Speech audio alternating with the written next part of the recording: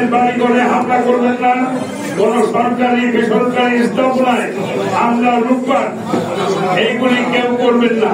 এটি আমরা বারবার বলেছি, এখনো বলছি, এবং আমরা মনে করি এর দায় দায়িত্ব বিএনপি নেবে না। কারণ বিএনপি একটি রাজনৈতিক দল হিসেবে মানুষের যানবাহনের নিরাপত্তার জন্য বিএনপি সর্বোচ্চ চেষ্টা করে। বিএনপি কখনো মানুষের সম্পদ লুণ্ঠন করে না। দীর্ঘ 18 বছর একটা জিনিস খেয়াল করে দেখবেন, আজকে আমি রাস্তায় যে কয়েকটি জায়গায় ভাঙচুরের পরে দেখলাম যেসব ছেলেমেয়েরা ভাঙচুর করছে, আমার কাছে মনে হয়েছে আপনারা একটু সাংবাদিকরা তদন্ত করে দেখবেন, দীর্ঘ 18 বছর আওয়ামী লীগের বঞ্চিত যে সমস্ত নেতা কর্মী তারাই এখন লুটপাট করছে।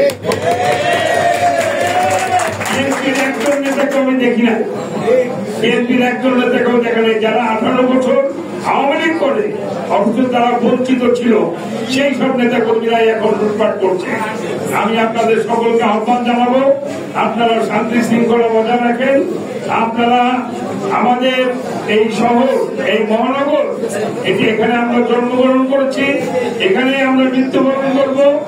এই মহানগরে সবাইকে শান্তির সাথে শৃঙ্খলার সাথে আমরা যাতে বসবাস করতে পারি, সবাইকে একসাথে নিয়ে সেই রকম পরিবেশ আমরা তৈরি করবো।